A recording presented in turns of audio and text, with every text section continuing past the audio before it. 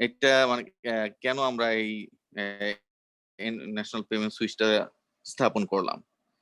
আপনাদের মনে আছে হয়তো ন্যাশনাল পেমেন্ট সুইচের শুরুর আগে আহ, এইরকমই একটা কমিউনিটি ছিল অমনিবাস। এটা ব্র্যাক ব্যাংক এবং বেশ কয়েকটা ব্যাংক মিলে এই কমিউনিটিটা তৈরি করেছিল। সেখানে মনে হয় 8 থেকে 10টা ব্যাংক ছিল। তারা নিজেদের মধ্যে এই ফান্ড ট্রান্সফার, এটিএম এর থ্রুতে এটিএম ফান্ড ট্রান্সফার বা ফান্ড উইথড্রল এটা করতে পারতো। সব ব্যাংকগুলো ছিল না এবং এটা খুব কস্টলি ছিল। পরবর্তীতে ক্যাশলিংক, কিউ ক্যাশ এরা আসলো প্রাইভেটলি এবং তারাও এই কাজ করলো। কিন্তু আসলে ন্যাশনাল ব্যাকবোন হিসেবে এটা এটা আসলে সেন্ট্রাল ব্যাংকেরই একটা কাজ। প্রত্যেক কান্ট্রিতেই ন্যাশনাল ব্যাকবোন হিসেবে ইন্টারঅপারেবল প্ল্যাটফর্ম তৈরি করে রাখে। তো ইন্টারঅপারেবল প্ল্যাটফর্মটা কি? যেই প্ল্যাটফর্মের মাধ্যমে আমরা ইন্টার ব্যাংক কমিউনিকেশন করতে পারি। সেটা হতে পারে হলো আমার এটিএম এর মাধ্যমে, পজের মাধ্যমে, ইন্টারনেট ব্যাংকিং এর মাধ্যমে এবং আদার্স কিছু অপশন আছে, সেগুলো নিয়ে আমি কথা বলবো। তো বর্তমানে এনপিএসবির ভিতরে কি কি আছে, যেটা চালু আছে তার সে 3টা বাদে আর কি কি কাজ করা যেতে পারে? এখনো এনপিএসবি স্কোপের মধ্যে আমরা এখনো কাজ করে যাচ্ছি, সেটা হলো POS cash withdrawal, national QR মানে Bangla QR, then MFS interoperability through NPSB, then in e-commerce stability facility, and আরো আছে হলো ন্যাশনাল চিপ স্ট্যান্ডার্ড। আমাদের এই ইস্যু গুলো এখনো আমরা কাজ করে যাচ্ছি, এগুলো লাইভে আসেনি। তবে এমএফএস ইন্টারঅপারেবিলিটি এটা লাইভ করা হয়েছিল, কিছু যান্ত্রিক প্রবলেমের কারণে এটা আবার একটু কিছুদিন ডিলে হচ্ছে। তো এখন আমি একে একে এই স্কোপ নিয়ে কথা বলবো যে আসলে কোনটা কি সুবিধা, কেন আমরা করতে যাচ্ছি। প্রথমে আমি শুরু করি এটিএম ফান্ড ট্রান্সফার দিয়ে। এটিএম এর মাধ্যমে আমরা ক্যাশ উইথড্রল করি, যেটা কার্ড ইনসার্ট করি, ক্যাশটা তুলি। এখন বর্তমানে কিছু বেশ আধুনিক এটিএম মেশিন এসেছে, যে এই মেশিনে cash withdrawal plus cash deposit দুইটা করা যায়, প্লাস ক্যাশ ফান্ড ট্রান্সফারও করা যায়। আমি ফান্ড ট্রান্সফারটা নিয়ে প্রথমে কথা বলি। আমি আমার কার্ডটাকে ইনসার্ট করব। ফর এক্সাম্পল, আমার কার্ড হলো ব্যাংক এশিয়ার। আমি ডিবিবিএল এ এটিএম বুথে ঢুকবো, আমার কার্ড ইনসার্ট করব, ফান্ড ট্রান্সফার আমি অপশনটা সিলেক্ট করব। ফান্ড ট্রান্সফারের মাধ্যমে আমি আমার অ্যাকাউন্ট নাম্বার লিখবো এবং কোন ব্যাংকের কোন অ্যাকাউন্টে পাঠাতে চাই সেই অ্যাকাউন্টের নাম্বারটা আমি ওখানে ইনপুট করব, দেন সেন্ড দিব, ফান্ড ট্রান্সফার হয়ে যাবে। এটা অলরেডি 12টা ব্যাংক টেস্ট করে ফেলেছে এবং আমরা এখনো লাইভে যাইনি, তারপরেও ইসলামী ব্যাংক, ডাচ বাংলা ব্যাংক, আরো বেশ কিছু ব্যাংক অলরেডি কিন্তু কাজ করছে এবং তারা কিন্তু লাইভ করে ফেলেছে। কিন্তু আমরা হয়তো ওইভাবে সেন্ট্রাল ব্যাংক থেকে সার্কুলার করিনি, কিন্তু এটা অতি শীঘ্রই সার্কুলার করে দেব। একটা ফ্যাসিলিটিস এনপিএসবির এখন পর্যন্ত ওয়েটিং এ আছে, পাইপলাইনে আছে, যেটা খুব দ্রুতই মনে হয় লাইভ হয়ে যাবে। দেন আরেকটা আছে এটিএম এর মাধ্যমে fund deposit, inter bank fund deposit. আমি টাকা ডিপোজিট করব, সেটা আগে কিন্তু এটিএম বুথে টাকা ডিপোজিট করার মতো যে ফ্যাসিলিটি সেটা ছিল না। এখনকার এটিএম বুথগুলো হ্যালো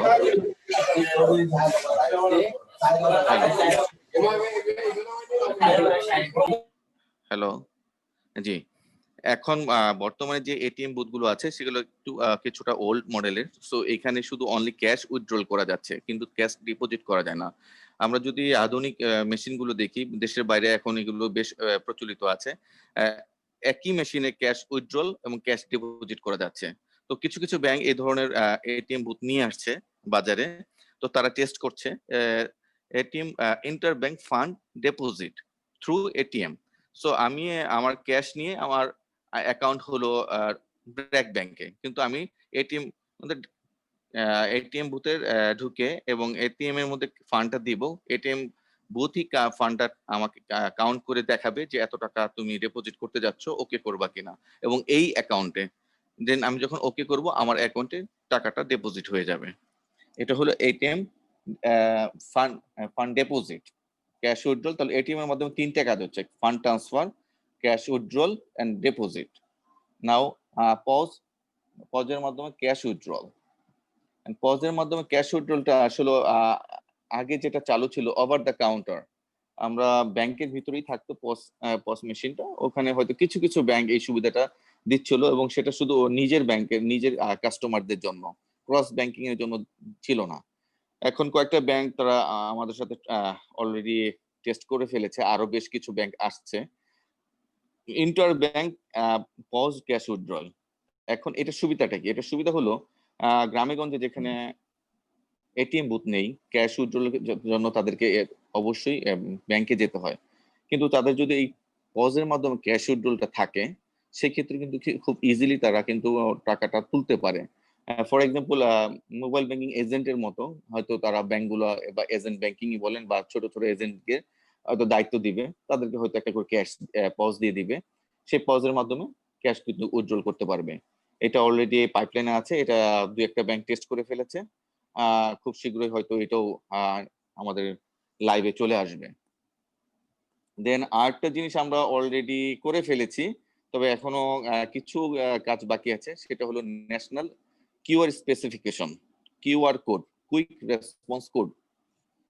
তো কুইক রেসপন্স কোডের জন্য আমাদের সেকশন অ্যাকচুয়ালি বেশ কাজ করতে হয়েছে।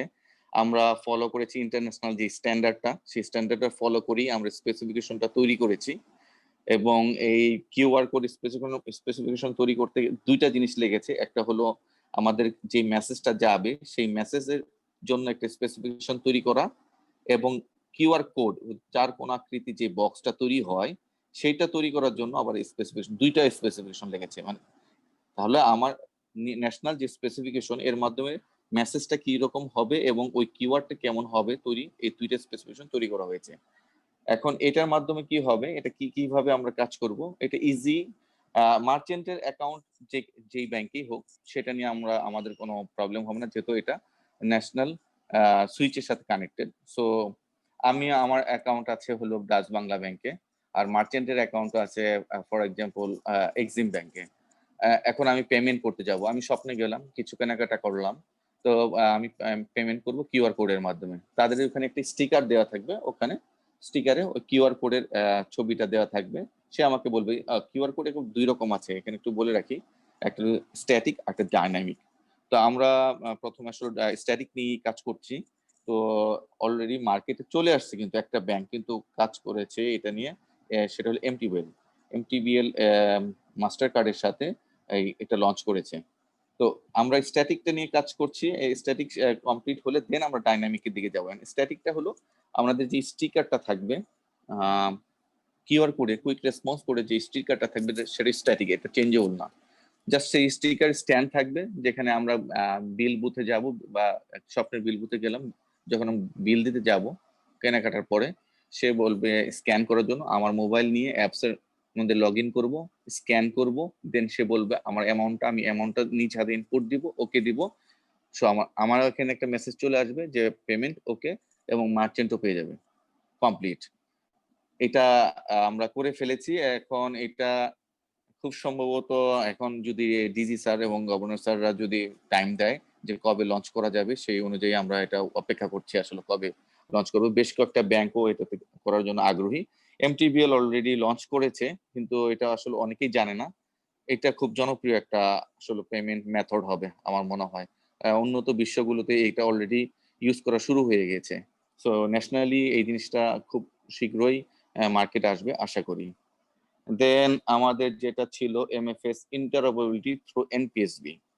এমএফএস ইন্টারঅপারেবিলিটিটা কি ছিল, সেটা ছিল হলো আমরা বর্তমানে যেটা কাজ হচ্ছে সেটা হলো বিকাশ থেকে আমরা বিকাশের এজেন্টের মাধ্যমে টাকাকে আশা করতে পারি, অথবা বিকাশের যে মার্চেন্ট গুলো আছে অনলি সেখানেই আমরা পেমেন্ট করতে পারি। রকেট ঠিক তেমনি রকেট, মানে জিনিসটা ছিল হলো ক্লোজ লুপ, এটা ওপেন ছিল না। এখন আমরা যে প্ল্যাটফর্মটা তৈরি করেছি সেখানে বিকাশের অ্যাকাউন্ট হোল্ডার টাকা পাঠাতে পারবে অ্যাকাউন্ট রকেটের অ্যাকাউন্ট হোল্ডারের কাছে, ঠিক তেমনি রকেটের অ্যাকাউন্ট হোল্ডার বিকাশকে পাঠাতে পারবে। ইভেন বিকাশের অ্যাকাউন্ট হোল্ডার যে কোনো ব্যাংকের অ্যাকাউন্টে পাঠাতে পারবে, ব্যাংকের অ্যাকাউন্ট হোল্ডার যে কোনো এমএফএস এর অ্যাকাউন্টে টাকা সেন্ড করতে পারবে। তো এটা টোটালি একটা ইন্টারঅপারেবল প্ল্যাটফর্ম হয়েছে, যেখানে যে কেউ যে কোনো জায়গায় টাকা সেন্ড করতে পারবে। তো কার্ডের মাধ্যমে পারবে, ব্যাংক অ্যাকাউন্ট থেকে পারবে, এবং এমএফএস মানে মোবাইল ফিনান্সিয়াল সার্ভিসেস থেকেও পারবে। 3টা জিনিসকে একটা কমন প্ল্যাটফর্মে নিয়ে আসা হয়েছে। এতে সুবিধা হলো যে কেউ আমার যেকোনো অ্যাকাউন্টে আমি যেকোনো সময় টাকা পাঠাতে পারছি। তাহলে কি আমাদের যে সুবিধা লাইফটা কত ইজি হয়ে যাচ্ছে। ফর এক্সাম্পল আমি ফোন করলাম আমার ফ্রেন্ড ইয়ার মোহাম্মদকে যে আমি আমার কিছু টাকা দরকার। সে বলল তোমার কি অ্যাকাউন্ট আছে? ডাচ বাংলা। কিন্তু তার কাছে টাকার যেটা আছে সেটা হলো আ বিকাশে আছে। কোনো সমস্যা নেই। সে বিকাশ থেকে আমার ডাচ বাংলাতে সরাসরি সেন্ড করতে পারবে। এটা অলরেডি আমরা একটা সার্কুলারও করেছি। তো একটু প্রবলেম হয়েছে এই কারণে একটু ডিলে হচ্ছে। এখানে টোটাল ৮ টা ব্যাংক, ৮ টা ব্যাংক বলব না, ৫ টা ব্যাংক এবং তার এমএফএস এবং বিকাশ সহ এই ৮ টা প্রতিষ্ঠান টেস্টেড এবং তারা লাইভে আসবে। তার মধ্যে ইসলামী ব্যাংক আছে, আল আরাফা ইসলামী ব্যাংক আছে, পূবালী ব্যাংক আছে, ইউসিবিএল আছে এবং ইসলামী ব্যাংকের এম ক্যাশ, আল আরাফার ইসলামী ওয়ালেট, ইউক্যাশের UCash wallet, then bKash and আর সে হলো আরেকটা হলো পূবালী ব্যাংক। এই হলো এরা লাইভে চলে আসবে খুব শীঘ্রই। যেহেতু একটু প্রবলেম ছিল, টেকনিক্যাল প্রবলেমের কারণে একটু কয়েকটা দিন ডিলে হবে মনে হচ্ছে। কিন্তু আমরা কিন্তু আপনারা বোধহয় খুব সম্ভবত সার্কুলারটা দেখেছেন লাইভ করার। আ কিন্তু একটা টেকনিক্যাল প্রবলেমের কারণে এটা একটু ডিলে হচ্ছে। দেন আমাদের আরেকটা যে ইস্যু ছিল এনপিএসবি সেটা national chip standard. National chip স্ট্যান্ডার্ডটা কি? এটা আসলে প্রত্যেকটা কান্ট্রিতেই আছে। আম আমাদের দেশে এখন ২ রকমের কার্ড আমরা ইউজ করি। একটা হলো ব্র্যান্ডেড কার্ড, আরেকটা হলো প্রপ্রাইটারি কার্ড। ব্র্যান্ডেড কার্ডগুলো কোনগুলো? যেগুলোতে আমরা ভিসা, মাস্টার কার্ড আ আ ইউজ বিভিন্ন ব্র্যান্ডেড লোগোগুলো দেখতে পাই। প্রত্যেকটা কার্ডের একপাশে হয়তো ব্যাংকের নাম লেখা থাকে, একটাতে ভিসা লেখা থাকে অথবা মাস্টার কার্ড অথবা এমএক্স। এইসব কার্ডগুলো ব্র্যান্ডেড এবং নন ব্র্যান্ডেড যেটা প্রপ্রাইটারি কার্ড, সেই কার্ডে কিন্তু এই ব্র্যান্ডেড লোগোগুলো থাকবে না। সেখানে আছে যেমন হলো ডাচ বাংলার আছে হলো নেক্সাস পে। এটা তাদের প্রপ্রাইটারি কার্ড। এখন এই যে প্রপ্রাইটারি কার্ড, ব্র্যান্ডেড কার্ডগুলো তাদের যেই এটিএম বুথে যেখানে তাদের লোগোগুলো দেখা যাবে সেই এটিএম বুথগুলোতে চলবে। অন্য কোনো এটিএম বুথে তাদের কার্ড দিয়ে ইনসার্ট করলে সেটা যাবে না এবং এই ট্রানজাকশন গুলো যখন ন্যাশনাল পেমেন্ট সুইচ ছিল না তখন এই ট্রানজাকশন গুলো যা আমরা এখানে কার্ড ইনসার্ট করলে বা এখানকার এটিএম বুথে কার্ড ইনসার্ট করলে এই ট্রানজাকশন গুলো থ্রু সিঙ্গাপুর হয়ে এই দেশে আসতো, মানে সেটেল হতো থ্রু সিঙ্গাপুর হয়ে।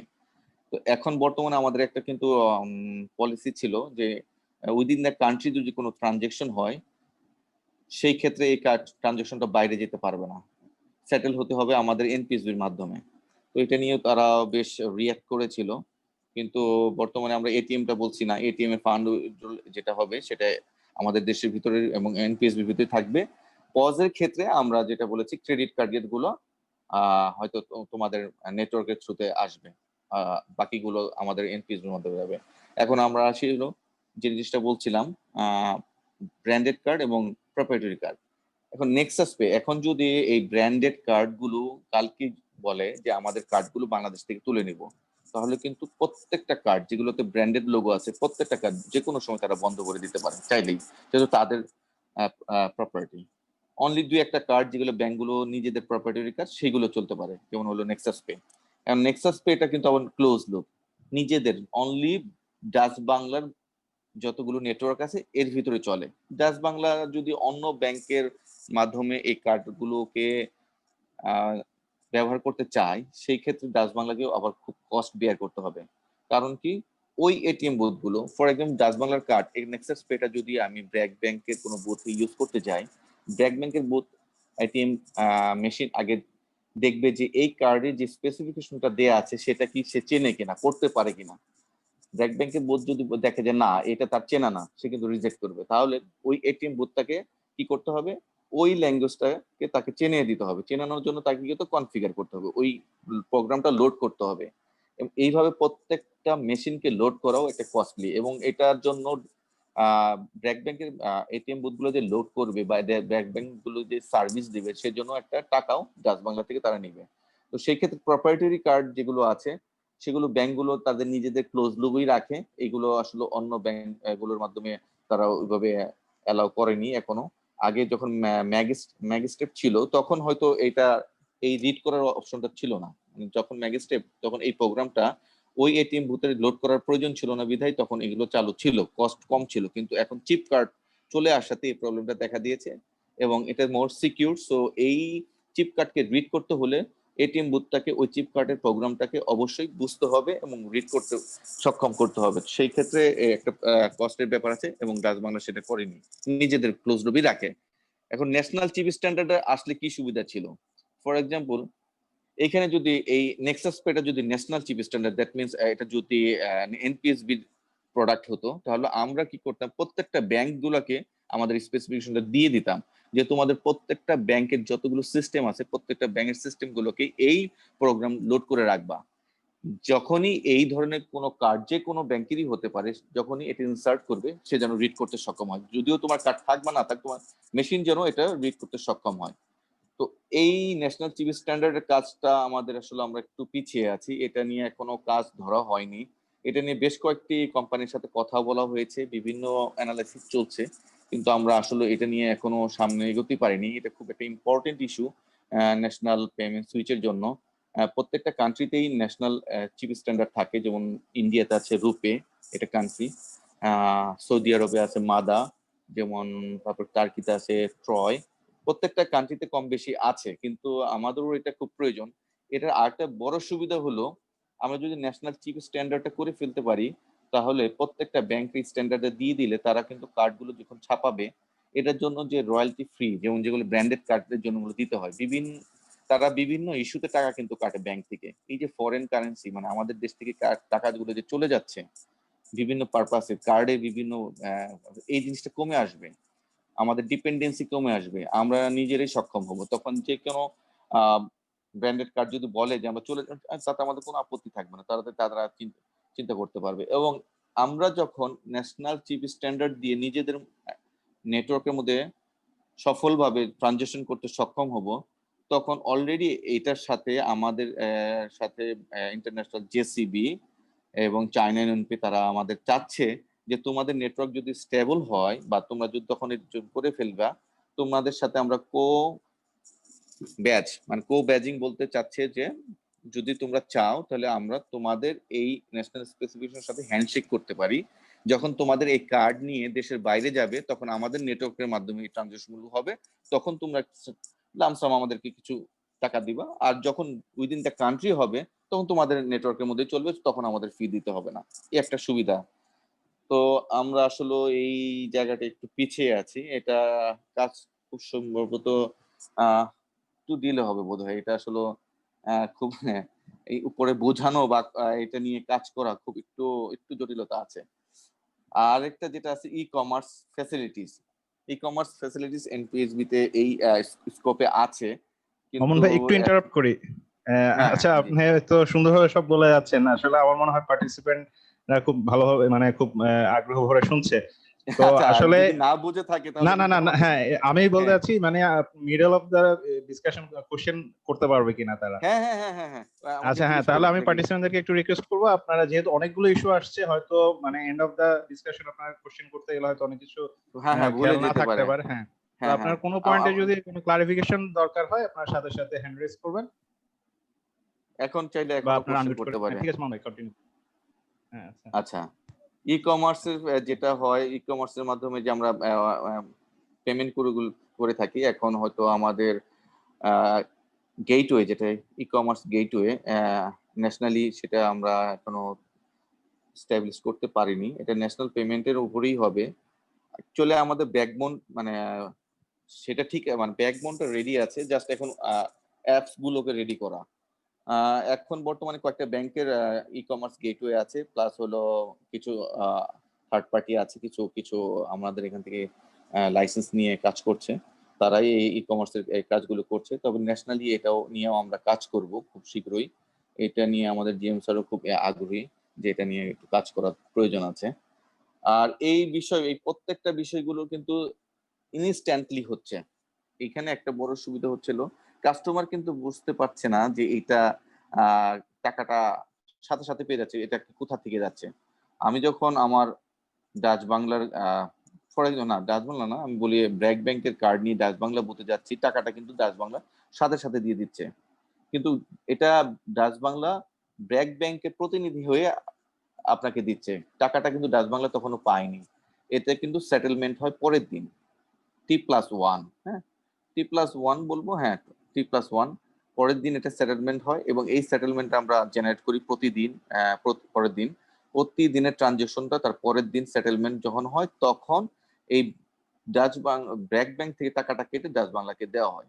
এই যে ডাচ বাংলা যে টাকাটা আপনাকে দিয়ে দিল সাথে সাথে, এই জন্য তাকে কিছু ফ্যাসিলিটি দেওয়া হয়েছে, ওই যে 20 টাকা, যেটা 15 টাকা হয় কাস্টমার থেকে আর 5 টাকা হলো ইস্যুইং ব্যাংক, মানে যে কার্ডটা ওই ব্যাংকের, এই 15-20 টাকাটা ডাচ বাংলাকে দেওয়া হয়, যেহেতু সে তার প্রতিনিধি হিসেবে তার ক্যাশটা তখন সাথে সাথে কাস্টমারকে দিচ্ছে, কাস্টমার সাথে সাথে পেয়ে যাচ্ছে।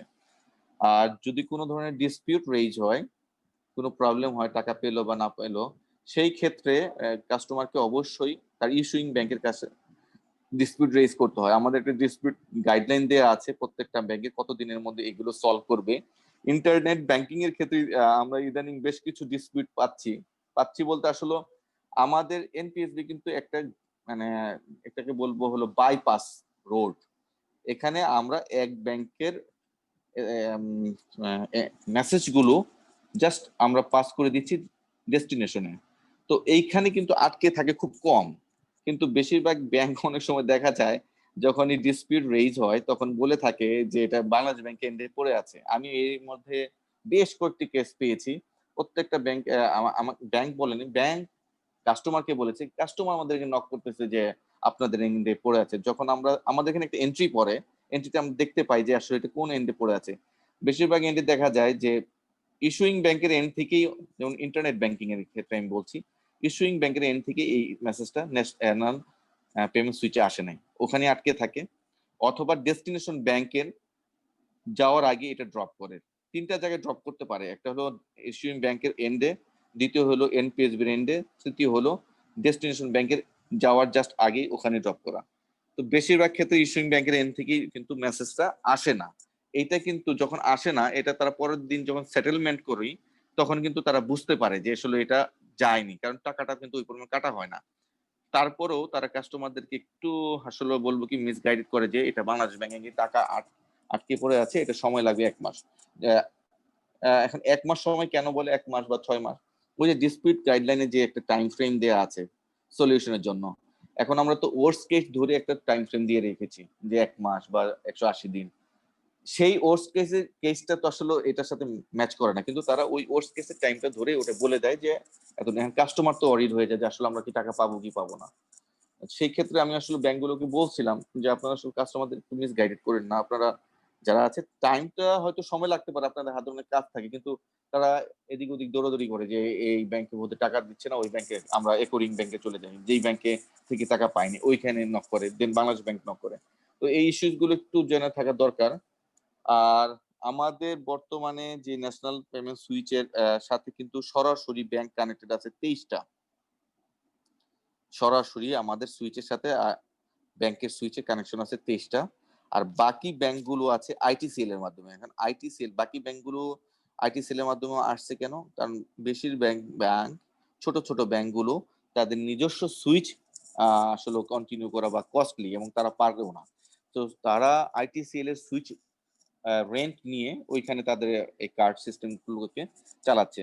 তো বাকি ব্যাংকগুলো আইটিসিএল এর সুইচ এর সাথে কানেক্টেড, আইটিসিএল এনপিএসবির সাথে কানেক্টেড, সেইভাবে আসলে টোটাল 53টা ব্যাংক কানেক্টেড, 53 ব্যাংক কানেক্টেড। এখন এই যে বাকি যে 23টা বাকি ব্যাংকগুলো, 30টা বা 32টা ব্যাংক, এই আইটিসিএল এর সুইচের এই 32টা ব্যাংক যদি আবার নিজেদের এটিএম বুথে যখন ট্রানজেকশন করবে, তখন কিন্তু এই ট্রানজেকশনটা এটিএম এ এনপিএসবি তে আসবে না, তখন কিন্তু আইটিসিএল এর সুইচের মাধ্যমেই এইটা সেটেল হয়ে যাবে। এই ইস্যুসটা একটু যদি না বুঝেন তাহলে আমাকে একটু বলতে পারেন, কেউ যদি কোশ্চেন থাকে একটু বলতে পারেন। হ্যাঁ, এই বিষয়টা আসলে আমার কাছেও ক্লিয়ার হলো না। আইটিসিএল এ বললেন সবগুলো ব্যাংক যুক্ত আছে? আইটিসিএল এর সবগুলো ব্যাংক না, আমাদের টোটাল 53টা ব্যাংক যুক্ত আছে হ্যাঁ। এনপিএসবি তে। কিভাবে? সরাসরি ব্যাংক আছে হলো 23টা, যাদের নিজস্ব সুইচ আছে, মানে 23টা ব্যাংকের নিজস্ব সুইচ আছে। হ্যাঁ। এই নিজস্ব সুইচ থেকে সরাসরি এনপিএসবির সুইচে কানেক্টেড 23টা ব্যাংক। বাকি যে 30টা বা বাকি যে কটা থাকে 53টার মধ্যে 30টা ব্যাংক, এই 30টা ব্যাংক তাদের নিজস্ব কোনো সুইচ নাই, তারা ক্যাপাবল না তাদের সুইচ হ্যান্ডেল করার জন্য। তারা কি করেছে, তারা আইটিসিএল এর সুইচ ভাড়া নিয়েছে, রেন্ট জাস্ট। তো আইটিসিএল এর সাথে তারা কানেক্টেড, আইটিসিএল কানেক্টেড হয়েছে দেন আমাদের সাথে। দ্যাট মিনস 23টা সরাসরি, বাকি 30টা through the ITCL connected. Clear হয়েছে? হ্যাঁ, ক্লিয়ার ক্লিয়ার। হ্যাঁ, এখন এই যে বাকি 30টা যে আইটিসিএল এর সুইচের সাথে কানেক্টেড, তারাও তো ফর এক্সাম্পল যদি আইটিসিএল এর সাথে এনপিএসবি কানেকশন কেটে যায়, তাহলে বাকি 30টা কিন্তু কানেক্টেড থাকবে নিজেদের মধ্যে, যেহেতু 30 জন ব্যাংক আইটিসিএল এর সুইচের সাথে কানেক্টেড। বিষয়টা কি ক্লিয়ার হয়েছে? হ্যালো? হ্যাঁ, শোনা যাচ্ছে। আর কারো কোনো কোশ্চেন থাকলে বা এটা হ্যাঁ এই মেকানিজমটা নিয়ে কোনো কোশ্চেন থাকলে হ্যাঁ, বলতে পারেন। সেই ক্ষেত্রে ওই আইটিসিএল এর 30টা যে ব্যাংক নিজেদের মধ্যে নিজেরা কমিউনিকেট করতে পারবে, এবং নিজেদের মধ্যে যদি এই 30টা ব্যাংকের যে কোনো বুথ নিজেরা যদি ইউজ করে, তাহলে সেই ট্রানজেকশনটা এনপিএসবি তে আসে না, কারণ যেহেতু এটা আসার প্রয়োজন নাই। কারণ এটা ওই ব্যাংকের কোর ব্যাংকিং থেকে বা কার্ড ম্যানেজমেন্ট থেকে আইটিসিএল এ যায়, আইটিসিএল থেকে আবার ওই আইটিসিএল এর আরেকটা মেম্বার ব্যাংকের মধ্যে চলে যায় ট্রানজেকশন, সেখানে এনপিএসবি এর দিকে ট্রানজেকশন আসে না। কিন্তু আমাদের বলতে হবে 23টা প্লাস ওদের হলো বাকি 30টা, এই 53টা ব্যাংক কানেক্টেড এনপিএসবি নোডে। এই 23টা ব্যাংক যদি বাকি 30টার সাথে কমিউনিকেট করতে যায়, তখনই কিন্তু এনপিএসবি থ্রুতে। অ্যাকচুয়ালি এটা ব্যাকবোনের এটা ইস্যু, এটা একটা জটিল, এটা বোঝার প্রয়োজন নাই। আমি যেগুলো বললাম অ্যাকচুয়ালি আমাদের যেই সার্ভিস গুলো আছে স্কোপের মধ্যে, প্রত্যেকটা সার্ভিস নিয়ে কম বেশি আমি কথা বলেছি। আর আমাদের যেই অ্যাপ্লিকেশন যেটা ইউজ হয় সেটার নাম ওয়ে4, OpenWay company, Indonesia based বোধহয়। ওয়ে4 আমরা এই অ্যাপ্লিকেশনটা ইউজ করি এনপিএসবি তে। আর আইটিসিএল ইউজ করে ট্রান্সওয়্যার, তাদের আলাদা একটা সফটওয়্যার আছে। এগুলো হলো সুইচের সফটওয়্যার, সুইচিং সলিউশন। আইটিসিএল তো টা কি বেসরকারি প্রতিষ্ঠান, তাই না? হ্যাঁ হ্যাঁ, বেসরকারি আচ্ছা প্রতিষ্ঠান। আচ্ছা। হ্যাঁ, তো এই ছিল সবকিছু, মানে এনপিএসবির মোটামুটি যা স্কোপের মধ্যে যা ছিল আমি ফুল কভার করেছি মনে হয়। এখন বাকিটা যদি কারো কোশ্চেন থাকে আমাকে জিজ্ঞেস করতে পারে। আচ্ছা, আমার মনে হয় আজকে আমরা খুব ভালো একটা অপরচুনিটি পেয়েছি। হ্যাঁ, সাজ্জাদ স্যার হ্যান্ড রেজ করেছেন। জি, স্যার কোশ্চেন করলো। আনমিউট করে কথা বলতে পারেন। হ্যালো হ্যাঁ, শোনা জি যাচ্ছে। হ্যালো আমি হ্যাঁ সাজ্জাদ চৌধুরী 2010 ব্যাচের। ভালো হ্যাঁ জি আছেন সবাই? হ্যাঁ, আছে হ্যাঁ ভালো। জি থ্যাংক ইউ। এটা খুব সুন্দর আলোচনা হচ্ছিল। এই জিনিসটা আসলে সবারই একটু ইন্টারেস্ট আছে এই বিষয়ে অনেক। আর পেমেন্ট সিস্টেমকে স্পেশালি অনেক ধন্যবাদ। ওরা কিন্তু অনেক যুগান্তকারী কাজ করছে অল্প সময়ের মধ্যে। এটা মানে খুব ভালো লাগছে। রিসেন্টলি যেটা হচ্ছে ইন্টারঅপারেবিলিটি এমএফএস এবং ব্যাংকের মধ্যে, এটা খুবই মানে যুগান্তকারী মনে হয়েছে আর কি। বিশেষ করে এর মধ্যে যেহেতু কনফ্লিক্ট অফ ইন্টারেস্ট আছে, আমার মনে হয় এটাতে অনেক বাংলাদেশ ব্যাংক অনেক প্রবলেম ফেস করতে হয়েছে। আশা করি এই জিনিসটা খুব জি তাড়াতাড়ি জি হয়ে। হ্যাঁ হ্যাঁ, আচ্ছা, জি আমার একটা আমাদের হ্যাঁ জি হ্যাঁ হ্যাঁ এই বিষয়ে কি বলা যাবে আসলে কি ধরনের টেকনিক্যাল প্রবলেম ফেস করছে? আসলে কি যখন কমন প্ল্যাটফর্মে যখন আসবে, তখন কিছু আসলে কি কেউ কম বেশি কেউ লুজার হবে, কেউ হয়তো কিছুটা গেইনার হবে কিছুদিন, সেটা অল্প কয়েকদিন, তারপরে মার্কেটটা একটা লেভেলে চলে আসবে। এখন এই যে কে লুজার হবে কে গেইনার হবে, এই বিষয়টাকে নিয়ে আসলে তাদেরকে নিয়ে আসা খুব ডিফিকাল্ট। এইখানে একটু আমাদের চ্যালেঞ্জ। যারা চিন্তা করতেছে আমি তো বড় মার্কেট প্লেয়ার, আমি কেন এইসব প্ল্যাটফর্মে যাবো, আমি তো একাই ভালো আছি, আমার যাওয়ার প্রয়োজন নাই। কিন্তু আবার তাকে বাদ দিয়ে এই কমন প্ল্যাটফর্মে আসলে চালানোর কোনো অর্থ হয় না। তো এইগুলো খুব ডিফিকাল্টিস আমরা ফেস করতেছি, তারপরেও হয়তো এগুলা সলভ হয়ে যাবে। শুরুতে যেমন আমি বলি এটিএম এর বিষয়টা বলি, বাংলাদেশে আসলে আচ্ছা, পায়োনিয়ার কিন্তু Dutch Dutch Bangla bank. Bangla. এই কমন প্ল্যাটফর্মে কিন্তু ডাচ বাংলা কিন্তু কোনোভাবেই আসতে চায় নাই, ওনাদেরকে কিন্তু খুব প্রেসার দিয়ে নিয়ে আসা হয়েছে। এখন কিন্তু মার্কেট ভালো এবং তারাও বুঝতে পারতেছে না তাদেরও লাভ হচ্ছে, কারণ তারা 20 টাকা করে আচ্ছা পাচ্ছে প্রতি ট্রানজেকশন, কিন্তু প্রথম দিকে তারা কিন্তু আসতে চায় না। এবং এতে আচ্ছা কাস্টমারের সুবিধা হয়েছে, তাদেরও ভালো হচ্ছে, অন্য ব্যাংকগুলো তো তাদের নেটওয়ার্ক এবং তাদের প্ল্যাটফর্ম ইউজ করতে পারতেছে, তাদের কাস্টমারকে দিতে পারছে সুবিধা। এখন এই যে কিন্তু এমএফএস এর এখন তো বিষয়, পাচ্ছে না, চিপের কারণে কি পাচ্ছে? না চিপেরটা তো শুধু তাদের প্রপ্রাইটারি কার্ড, মানে হলো আচ্ছা ডাচ বাংলার যে নিজস্ব যে কার্ড গুলো আছে সেটা তার নিজের নেটওয়ার্কের মধ্যে রেখেছে, সে এটা অন্য কোনো নেটওয়ার্কে ছাড়েনি। কিন্তু আদার ব্যাংকের যে কার্ড গুলো সেগুলো তো আসলে ডাচ বাংলার বুথে যে আপনারা টাকা তুলতে পারছেন বা আমরা সেগুলো ইউজ করতে পারতেছি। ডাচ বাংলা তো এটাই চাচ্ছিল না যে অন্য ব্যাংক আমার নেটওয়ার্ক ইউজ করুক। যখন কমন প্ল্যাটফর্ম এবং হচ্ছিল, কিন্তু ডাচ বাংলার কার্ড যেহেতু অন্য কোনো বুথে ইউজ করা যাচ্ছে না, তাহলে ডাচ হুম, বাংলাকে অন্য কোনো ব্যাংকের টাকাও দিতে হচ্ছে না, তাই না? না, অন্য কোনো ব্যাংক অন্য যেহেতু হ্যাঁ, অন্য এটা কি ডাচ বাংলা ওদের কি সবসময় স্ট্র্যাটেজি নাকি শুধু শুধু সিকিউরিটি পারপাসে এই কাজটা করছে? এটা স্ট্র্যাটেজি না, অ্যাকচুয়ালি প্রপ্রাইটারি কার্ড গুলো শুধু নিজেদের কমন লোকেই রাখে।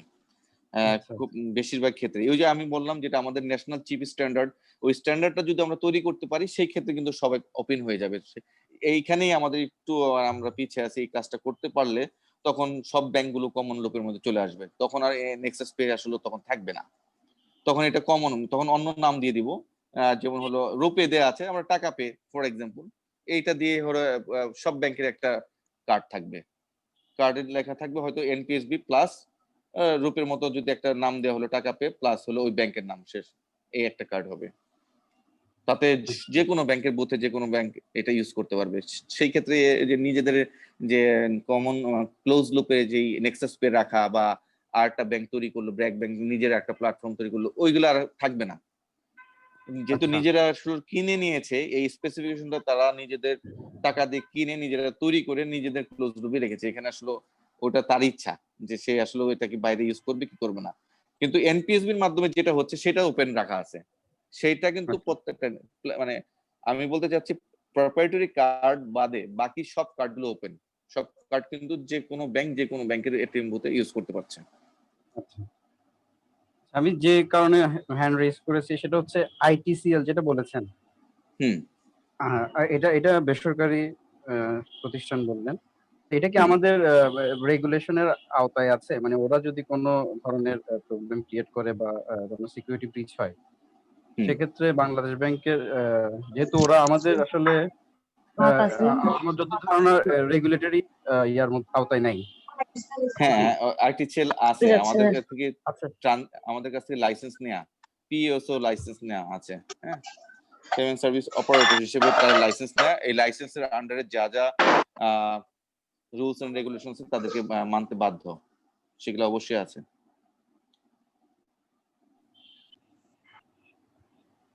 হ্যালো হ্যাঁ, জি, হ্যালো সরি একটা কল হ্যাঁ, এসেছিল। মানে এই ধরনের আর আচ্ছা। কয়টা প্রতিষ্ঠান লাইসেন্স পেয়েছে?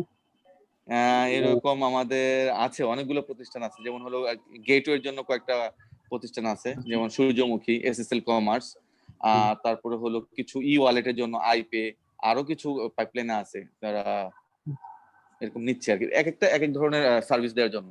গেটওয়ের জন্য একজন পিএসও হিসেবে নিচ্ছে হলো যেমন হলো ITCL, PSP payment service provider যেমন হলো আইপে, এরকম আছে। লাইসেন্স নিচ্ছে অনেকে অনেক কিছু হিসেবে, তবে খুব বেশি না, সংখ্যা খুব বেশি না। আচ্ছা আমি একটা কোশ্চেন ছিল সেটা হচ্ছে আমি আমার সাউথ ইস্ট ব্যাংকে অ্যাকাউন্ট আমি আই ব্যাংকিং এর মাধ্যমে এমএক্স কার্ডের বিল পে করতে পারি, হ্যাঁ, কিন্তু প্রাইম ব্যাংকের বিল পে করতে পারি না। আসলে জিনিসটা কেন হয়? মানে এনপিএসবির আওতায় তো বোধহয় 24টা ব্যাংক আছে। আমি যদি হুম, এনপিএসবি নাও করতে পারি, আর হচ্ছে আরেকটা কি আছে আরটিজিএস এনপিএসবি, আরেকটা হচ্ছে বিএফটিএম। বিএফটিএম হ্যাঁ, এর হ্যাঁ, মধ্যে তো পারার বিএফএম। কথা। এখানে আসলে আই ব্যাংকিং এর মাধ্যমে, এটা কোন ব্যাংক বললেন? হ্যাঁ, south east bank. South east bank. এটা আসলে ওই এমএক্স এর সাথে সাউথ ইস্ট ব্যাংকের হ্যান্ডশেক, এখানে কিন্তু এনপিএসবির কোনো ইস্যু আসে নাই।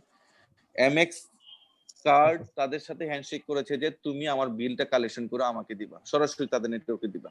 মানে এখানে কিন্তু এনপিএসবি কোনো ইস্যু আসে না, বিল কালেকশন করতেছে তাদের হয়ে, ওয়ান টু ওয়ান আচ্ছা বিল আচ্ছা কালেকশনের ক্ষেত্রে। হ্যাঁ, ভিসার ক্ষেত্রে যেমন ভিসা যেমন কয়েকটা ব্যাংকের সাথে বোধহয় এবং ইসের সাথেও বিকাশের সাথেও তারা হ্যান্ডশেক করেছে, যে আচ্ছা বিকাশ তার বিল কালেক্ট করে ভিসাতে দিয়ে দিবে। এখানে এনপিএসবি তে আসে না এই ট্রানজিশন গুলো। তাহলে প্রবলেমটা হচ্ছে আমি যদি এটা এখানে এখানে ব্যাংক ইনভলভ না, হ্যাঁ, এখানে হচ্ছে কার্ড কার্ড সার্ভিস প্রোভাইডার যেটা হ্যাঁ, ভিসা ব্যাংক, এমএক্স এগুলো হ্যাঁ, ইনভলভ। হ্যাঁ, এদের তাদের সাথে সাথে, মানে ইয়া থাকতে হবে, এদের সাথে ব্যাংকের যেন কোলাবোরেশন এগ্রিমেন্ট। থাকতে হবে। হ্যাঁ, আগে তো আমাদের আচ্ছা সাথে আসলে এই যে আমাদের যে ট্রানজেকশন গুলো ভিসা মাস্টারকার্ড এমএক্স, এইসব কার্ড গুলোর ট্রানজেকশন আমাদের এখানেও যদি যে কোনো এটিএম বুথে করলেই, মানে ওদের যে লোগো দেওয়া আছে এইখানে করলে এই ট্রানজাকশন চলে যেত দেশের বাইরে। আমরা কিন্তু লাস্ট যে সার্কুলার করেছি যে দেশের ভিতরে যদি কোনো ট্রানজাকশন হয় সেটা দেশের বাইরে যেতে পারবে না, সেটা এনপিএসবি হয়ে যেতে হবে। এবং এটা নিয়ে তাদের খুব প্রবলেম ছিল। এটা নিয়ে বেশ মানে কয়েকবার না অনেকবার আমাদেরকে মিটিং করতে হয়েছে, বিভিন্ন জাতে প্রেসার, বিভিন্ন কি বলবো এমবাসি থেকে প্রেসার, বিভিন্ন কিছু যে এটা ওপেন করে দিতে হবে, এটা করা যাবে না, এই ধরনের কথাবার্তা ছিল। তারপরেও আমরা এটিএম এটা ছাড়ি নাই, বলছি না এটিএম এর যে কোনো ট্রানজাকশন হোক যেটাই হোক সেটা অবশ্যই এনপিএসবি তে হয়ে যাবে, দেশে হয়ে যাবে না। এক পজের ডেবিট কার্ডেরটা হবে দেশের ভিতরেই থাকবে, কিন্তু ক্রেডিট কার্ডের জন্য পজের মাধ্যমে ট্রানজাকশন, সেই কার্ডের ট্রানজাকশনটা তারা চাইলে, ব্যাংক চাইলে, আমরা এটা বলে দিয়েছি, ব্যাংক চাইলে সিলেক্ট করতে পারবে কোন নেটওয়ার্ক দিয়ে যাবে, সেটা এনপিএসবি দিয়ে যাবে নাকি ব্র্যান্ডেড কার্ডের নেটওয়ার্ক দিয়ে যাবে, সেটা ব্যাংক চুজ করবে। অনেক ক্ষেত্রে ব্যাংকগুলোও আবার ব্র্যান্ডেড এর দিকে অনেক সময় তাদেরই থাকে বেশি ঝুঁকি থাকে, মানে ঝোঁক থাকে তাদের সাথে, হয়তো তাদের সাথে ভালো রিলেশন, এটা কম বেশি এটা হতে পারে। থ্যাঙ্কস আ লট ভাই, আপনার আলোচনা অনেক ভালো লাগছে। থ্যাংক ইউ স্যারকে ধন্যবাদ প্রশ্ন করার জন্য। জুবায়েদ হ্যান্ড রেজ করেছে, কোশ্চেন করতে হবে। Thank you. আমি জুবাইদুল ইসলাম, 2014 ব্যাচের সহকারী পরিচালক। তো স্যার আমার যে প্রশ্নটা, প্রথম প্রশ্ন হচ্ছে আসলে ব্যাংকারদের থেকে প্রায় সময় প্রশ্ন করা হয় সিকিউরিটি, মানে যে এনপিএসবি বা বাংলাদেশ ব্যাংকের যে পেমেন্ট সিস্টেম গুলো অপারেট করে তাদের সিকিউরিটি গুলো কি যথেষ্ট পরিমাণ সিকিউরড কিনা, আচ্ছা আচ্ছা, একটা কনসার্ন। আর দ্বিতীয় হচ্ছে যে আমি আসলে একটা নেটওয়ার্কের কারণে পুরো আলোচনাটা যথাযথভাবে শুনতে পাইনি। তো যে এমএফএস বা পিএসপি বা ব্যাংকের মতো সবাইকে মানে যে ইন্টারনেট ব্যাংকিং মানে ফান্ড ট্রান্সফার যে আওতায় আনার কোনো পরিকল্পনা আছে কিনা এই হ্যাঁ এনপিএসবির মাধ্যমে? হ্যাঁ হ্যাঁ, আমরা তো already MFS interoperability through NPSB এটা আসলে লাইভে এনেছি। তো কিছুটা কারিগরি জটিলতার কারণে একটু এটা বন্ধ রাখা আছে। আপনি যেটা বললেন সেটা অলরেডি কাজ হয়ে গিয়েছে, চলে আসবে খুব শীঘ্রই। আর দ্বিতীয় যেটা বললেন সিকিউরিটি ইস্যু, যেটা সিকিউরিটি ইস্যু, এটা ব্যাংকগুলো আসলে সবসময় বলে থাকে, এটা কমন একটা কথা। আমি বলে থাকবো যে না সিকিউর, এবং একটা কারণে হয়তো তারা বলতে পারতেছে, সেটা হলো পিসিআইডিএস এর সার্টিফিকেশন। এই জিনিসটা আমাদের এনপিএসবি তে করা নাই, এই জন্য তারা আসলে স্ট্রংলি কথাটা বলতে পারতেছে। আমাদের এটা অলরেডি কাজ, এটা বোধহয় অলমোস্ট 80% হয়ে গেছে বলতে হলো। একটা কোম্পানিকে নিয়োগ দেওয়া হবে, তারা পিসিআই সার্টিফিকেশনের যে প্রসেস গুলো সব মেনটেন করে আমাদের সিস্টেম গুলোকে পিসিআই সার্টিফাইড করার জন্য কাজ চলছে আর কি। হয়তো এটা বছর খানেক সময় লাগে, এর 2 থেকে 3 বার ইন্সপেকশন করবে সিস্টেম, এবং প্রত্যেকটা ইন্সপেকশনে যেই সিকিউরিটি লুপ বা হোল যদি থেকে থাকে সেইগুলো ফাইন্ড আউট করবে, যদি না থেকে থাকেও তারা সাজেশন করবে কি কি জিনিস করতে হবে, সেগুলো মেনটেন করলে 2 বছর পরে সার্টিফিকেশনটা দিবে। 2 বছর সময় লাগে অ্যাটলিস্ট, আর এটা কাজ চলতেছে। সো এইটা যদি হয়ে যায় তখন আর তারা এই কথাটা বলতে পারবো না। আর কেন সিকিউরিটির বিষয়টা বলে ওই যে এই সার্টিফিকেশন নাই বলে, কিন্তু আমি বলবো সিকিউরিটি এই কারণে এখন পর্যন্ত এনপিএসবির মাধ্যমে কোনো কিছু উল্টাপাল্টা বা দুর্ঘটনা হয়নি, কিন্তু ব্র্যান্ডেড কার্ডের মাধ্যমে কিন্তু অলরেডি অনেক কিছু হয়েছে, আমাদের এনপিএসবির মধ্যে এখনো হয় না। এবং এটা হলো ক্লোজ লুপ বলতে আমি বলবো উইদিন দ্য কান্ট্রি, এটা দেশের বাইরে টাকা যাওয়ার কোনো অপশনই নাই। আমাদের ট্রানজাকশন এর ভিতরেই থাকবে, এনপিএসবির ভিতরে থাকবে, এক ক্লায়েন্ট থেকে এক ক্লায়েন্ট চলে যাবে, ব্যাংকের এক ব্যাংক থেকে এক ব্যাংক পর্যন্ত যেতে পারবে, দেশে বাইরে যেতে। কিন্তু ব্র্যান্ডেড কার্ডের টাকা কিন্তু আমি ব্র্যান্ডেড যে কার্ড সেটা বিদেশের বাইরেও, দেশের বাইরেও যেও আমি টাকাটা তুলে ফেলতে পারবো। সিকিউরিটির যদি স্ক্যাম দেখি, তাহলে স্ক্যামে দেখা যাচ্ছে ব্র্যান্ডেড কার্ডেই বেশি হয়, মানে ব্র্যান্ডেড নেটওয়ার্ক আর কি, কার্ডের নেটওয়ার্ক যেটা হোক। এখন ওই যে পিসিআইডিএসএস এর কারণে আমরা আসলে কিছু বলতে পারতেছি না ওভাবে যে আমাদেরটা সিকিউর। ওটা হয়ে যাক সার্টিফিকেশনটা, দেন কি বলে দেখা যাক। ওই একটাই আমরা ধন্যবাদ স্যার। আরেকটা ইস্যু যে পিএসপি বা যে পেমেন্ট সার্ভিস প্রোভাইডার যারা লাইসেন্স চাচ্ছে, হ্যাঁ আমি একটা হ্যাঁ। পেমেন্ট সার্ভিস প্রোভাইডারের আমার পরিচিত, তারা লাইসেন্স নিয়ে আবেদন করেছে। তো তাদের যে মেকানিজমটা দেখেছি, দেখলাম তাদের মেকানিজমটা তারা প্রত্যেকটা ব্যাংকের সাথে কানেক্টেড থাকবে, হ্যাঁ NPSB pro, NPSB or some মানে আদার নেটওয়ার্কের মাধ্যমে। তো সেক্ষেত্রে আসলে মানে সিকিউরিটি ব্রিচ হওয়ার কোনো পসিবিলিটি আছে কিনা? না না না, সেই ক্ষেত্রে পিএইচপি গুলো যখন তার ব্যাংকের, আমরা যেটা বলে থাকি ব্যাংকগুলোই সেই মেজারটা নিবে, কানেক্টেড হবে ব্যাংকের মাধ্যমে, থ্রু দ্য ব্যাংক তারা কানেক্টেড হবে এনপিএসবির মাধ্যমে, সরাসরি এনপিএসবি তে তারা কানেক্টেড হবে না। আগে ব্যাংকের নেটওয়ার্কে কানেক্টেড হবে, ব্যাংকের নেটওয়ার্ক হয়ে সেই ট্রানজাকশনটা আসবে এনপিএসবি তে, এনপিএসবি হয়ে আদার ব্যাংকে যাবে। সো এই ক্ষেত্রে ব্যাংকগুলোকে বলি যে সিকিউরিটি যে মেজার্স গুলো লাগে সেটার জন্য পিএসপির জন্য নিয়ে থাকে, নিয়ে দেন আমাদেরকে জানাবে যে হ্যাঁ তার সিকিউরিটি যেগুলো মেথড নিয়েছে তারা স্যাটিসফাই এবং এটা ট্রানজাকশন করা যেতে পারে। তো দায়িত্বটা আসলে যে ব্যাংকের সাথে ওই হ্যান্ডশেক করবে তার উপরে ছেড়ে দেওয়া হয়। সেক্ষেত্রে আমি মনে করি না এখানে সিকিউরিটি সিকিউর, যেহেতু ব্যাংক অলওয়েজ তার ট্রানজাকশন গুলো সিকিউরিটি নিয়েই কাজ করে। ব্যাংক এগুলো খুব এখন মোটামুটি প্রত্যেকটা ব্যাংকই সিকিউরিটি বিষয়ে বেশ কনসার্ন। ধন্যবাদ স্যার। Thank you জুবাইদকে। হ্যাঁ পিন্টু হ্যাঁ, আসসালামু আলাইকুম মামুন ভাই, শুনতে পাচ্ছেন? হ্যাঁ হ্যাঁ শুনতে পাচ্ছি। হ্যাঁ, ওয়ালাইকুম আসসালাম। আচ্ছা আমি বলি, মামুন ভাই তো আমাদের ব্যাচেরই। আমি মানে পুরো কনভারসেশনটাই আমি খুব মনোযোগ দিয়ে শুনছি।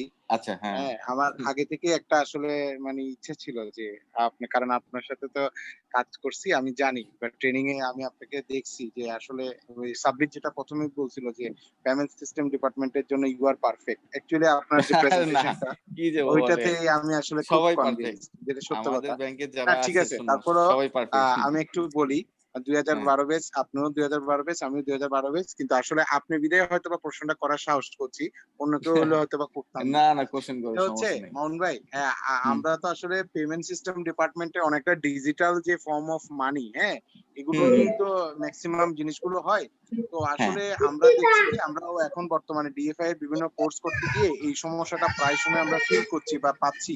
সেটা হচ্ছে বিটকয়েন নিয়ে আসলে আমাদের বাংলাদেশে যে একটা নেগেটিভ ব্যাপার আছে, রেস্ট্রিকশন আছে, হ্যাঁ।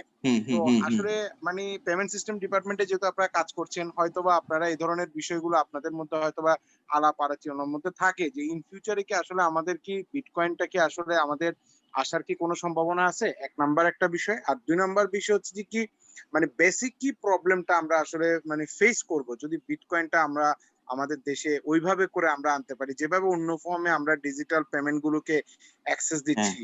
এই বিষয়টা যদি কোনো মানে রেগুলেটরি কোনো প্রবলেম না থাকে, মানে বিষয়টা এখানে বলার ক্ষেত্রে, যেহেতু আমরা সবাই এখানে ইন্টারনাল তাই প্রশ্নটা করছি, তাহলে সেক্ষেত্রে আপনি বললে আমরা একটু খুশি হব। আর যদি কোনো প্রবলেম থেকে থাকে তাহলেও আমরা বুঝে নিব যে কি না এটা আমাদের প্রবলেম আছে, সে কারণে হয়তো আমরা এটা পরে জানবো। ধন্যবাদ। না ঠিক আছে বুঝতে পারছি। কিন্তু বিটকয়েন নিয়ে বোধহয় আমরা একটা সার্কুলার না, আমাদের ওয়েবসাইটে বোধহয় একটা দেয়া আছে যে বিটকয়েনে কোনো করা যাবে, ট্রানজাকশন করা যাবে না এই মুহূর্তে। আসলে আমাদের সেন্ট্রাল ব্যাংক বিটকয়েন নিয়ে কোনো চিন্তা ভাবনা অনেক নতুন ইস্যু তো এবং এটা সিকিউরিটি নিয়ে খুব কনসার্ন, মানে এটা তো টোটালি ডিজিটাল, এটার কোনো মানে টাকাটাও তৈরি হবে ডিজিটালি, টাকাটা ট্রান্সফার হবে ডিজিটালি। এই মেকানিজমটা আসলে আমরা কতটুকু অ্যাডপ্ট করতে পারবো আমরা এখনো ওইভাবে বুঝে উঠতে পারিনি। বিষয়টা আসলে আমরা এখনো অবজার্ভ করতেছি আসলে কোন কোন কান্ট্রি গুলো তারা ফুল ফর্মে ডিজিটাল এই যে বিটকয়েনে যাবে, দেন তারা কি ধরনের প্রবলেম ফেস করবে। আমরা এগুলো যারা আমাদের একটা সেকশন আছে তারা এটা নিয়ে খুব পড়ালেখা করছে এবং তারা আসলে দেখতেছে আসলে কি কোন দিকে যাচ্ছে। হয়তো যদি মনে হয় যে হ্যাঁ না এটা সাকসেসফুলি আউটসাইড দ্য কান্ট্রি চলতেছে, মানে বাইরের দেশগুলো, দেন টেকনোলজি গুলো কি লাগে কিভাবে তারা হ্যান্ডেল করতেছে সেগুলো যখন আমরা জানবো তখন হয়তো এটা ডিসিশন নেবে। এখন বর্তমানে যেটা আমি বলবো যে না এটা নিয়ে কোনো চিন্তা ভাবনা এখন পর্যন্ত নাই, যেহেতু আমরা একটু পিছিয়ে আছি না, বাইরের দেশ থেকে আমাদের এইগুলো একটু পিছিয়ে আছে। আর একটু আমরা ম্যাচিউরড হই, আমাদের আসলে পেমেন্ট সিস্টেমের ইতিহাস বলবো মানে বাংলাদেশ ব্যাংকের খুব বেশি না তো, অল্প কিছু দিনের না, তো আরো কিছুটা ম্যাচিউরড হলে দেন হয়তো আমরা এই বড় বড় ইস্যুগুলো নিয়ে কাজ করবো। কিন্তু এগুলো বিশাল বিশাল কাজ এবং এটা যেমনি ভালো তেমনি এটা রিস্কও অনেক বেশি। যদি কোনো একটা কি হয়ে যায় পুরো দেশের ইস্যু নিয়ে টানাটানি হবে। তো সেই জন্য হয়তো এটা নিয়ে একটু আমরা দেখতেছি, অবজার্ভ করতেছি আসলে কি হয়, দেখা যাক। হ্যাঁ পিন্টু, পিন্টুর মনে হয় কোশ্চেন নাই। হ্যাঁ তো আমার কথা বুঝতে পারছো যে বিষয়টা কি? হ্যালো হ্যাঁ পিন্টু শোনা যাচ্ছে, শুনতে পারছো? শোনা যাচ্ছে পিন্টু, শুনতে পারতেছি তো, শোনা যাচ্ছে। আচ্ছা মামুন ভাই, আমার একটা জিনিস খুব ভালো লাগে আমাদের বিশেষ করে সেন্ট্রাল ব্যাংকের, যেটা আপনারা হয়তো বা আরো বিভিন্ন কান্ট্রি মানে যারা এই ধরনের কাজগুলো করে তাদের সাথে হয়তো বা ডিল করছেন, কিন্তু আমার যে সৌভাগ্যটা হয়েছিল শ্রীলঙ্কা যাওয়ার, ওইখানের সাথে আমি যদি কম্পেয়ারটা করি, আমি দেখছি কি যে আমাদের সেন্ট্রাল ব্যাংকে আসলে যে বিষয়টা সবচেয়ে বেশি গুরুত্ব দেয় সেটা হচ্ছে যে সিকিউরিটি, যেটা আপনি এখানে বললেন। হ্যাঁ, আমি দেখছি কি যে 2017 সালের দিকে আপনাদের পেমেন্ট সিস্টেম ডিপার্টমেন্ট থেকে বিকাশ, তারপর রকেট, এগুলোর একটা ইন্সপেকশন পাঠানো হয়েছিল আমাদের চিটং অফিসে। হ্যাঁ, তখন আমি খুব ভালো করে এই জিনিসটা অবজার্ভ করছি এবং পেমেন্ট সিস্টেম ডিপার্টমেন্টের লোকদের সাথে আমি কথা বলছি, আমি নিজেও কিছু ইন্সপেকশন করছি। আমি দেখছি কি যে বিষয়টা যে বাংলাদেশ ব্যাংক বেসিক্যালি সবকিছুই চিন্তা ভাবনা করে, কিন্তু সিকিউরিটিটাকে সবচেয়ে বেশি গুরুত্ব দেয়। যে কারণে এমনভাবে চিন্তা করে যে কি করলে আসলে এই ধরনের যে প্রবলেম গুলো যেটা ম্যাল প্র্যাকটিস হইতে পারে ওইটাকে আসলে ট্যাকেল করা যায়। হ্যাঁ, তো শ্রীলঙ্কাতে দেখছি কি যে ওরা আসলে হচ্ছে যে মানে খোলা বাজার নীতিটা অনেকটা বেশি ফলো করে। দেখলাম যে কি যে ঠিক আছে, অসুবিধা নাই, আমাকে কম্প্রোমাইজ করতে হবে, আমাকে যদি এই জিনিসটাকে ফলাও ভাবে করতে হয় তাহলে আমাকে সিকিউরিটিতে একটু ছাড় দিতে হবে। কিন্তু যেটা আমাদের দেশের ক্ষেত্রে আমি দেখছি কি যে আমার দরকার হলে একটু পরে আমি লঞ্চ করি, বাট আমি আগে সিকিউরিটিটাকে আমি একটু টাইট করি, যাতে করে দেখা যাচ্ছে কি আপনি যেটা বললেন যে পুরো দেশব্যাপী একটা জিনিস ছড়াই যাবে, এই ধরনের একটা বিষয়।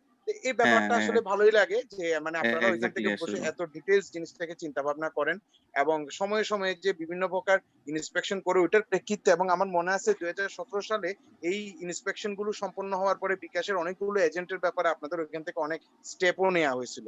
তো এই ব্যাপারগুলো যে পরবর্তী মনিটরিংটা, ফলো আপটা, এটাও আপনাদের অনেক বেশি মানে প্রশংসার দাবি রাখে। এটাই তো আমরা আসলে আমার মনে হয় কি যে আমি কনভিন্সড, আমি যে প্রশ্নটা করছি এটা আমি খুব ভালো একটা আনসার পাইছি। থ্যাংক ইউ আপনাকে। ওকে, আসলে আমরা ট্রাই করি আমাদের লেভেল বেস্ট, কিন্তু আমাদের লোক বল অনেক কম।